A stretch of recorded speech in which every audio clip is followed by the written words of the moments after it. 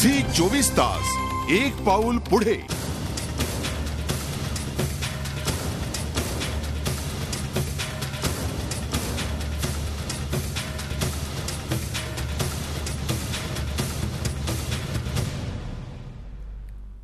लाल दहशतवाद नक्षल चळवळ ही आता भारतीय शोषित वर्गाची म्हणून राहिलेली नाही, तर तिला पाकिस्तान आणि चीनची साथ मिळते आणि म्हणूनच ही चळवळ लाल क्रांती न राहता केवळ सुडाची भाषा बोलू लागली आहे।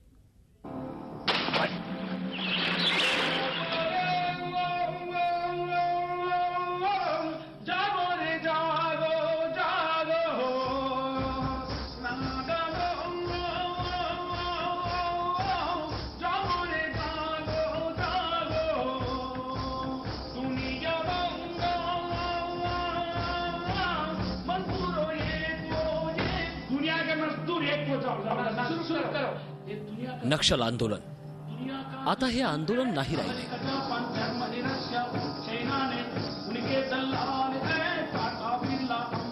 आता ही एक आतंकवादी चळवळ बनली आहे।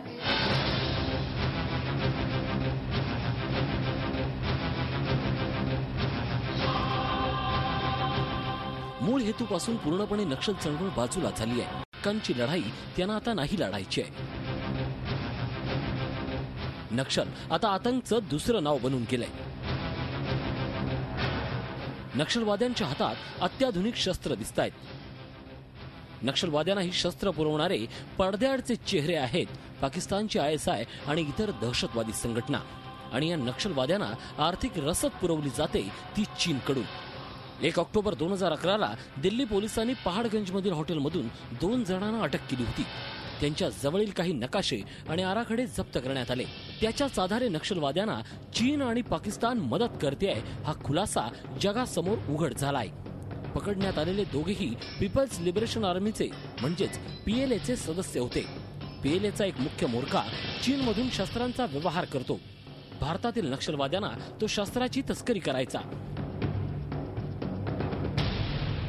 दिल्ली पोलिसांच्या दाव्यानुसार ISI आणि नक्षलवाद्यांचे घट्ट संबंध आहेत।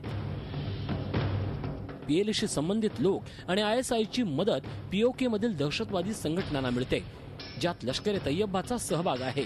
सुरक्षा यंत्रणा आणि गुप्तचर यंत्रणांच्या तपासानुसार मागील काही वर्षातील नक्षलवादी हल्ल्यामागचं कारण नक्षल क्षेत्रांचा विकास नसून केवळ दहशत आणि आतंक एवढाच आहे, आणि या नक्षलवाद्याच्या बुरख्याआडचा चेहरा आहे पाकिस्तान आणि चीनचा दहशतवाद। Bureau report Zee media. Chhattisgarh असो की गडचिरोली, नक्षलवादाचा काळा चेहरा आम्ही समोर आणतो। एका छोट्याशा ब्रेक नंतर भेटूया। पाहत राहा लाल दहशतवाद।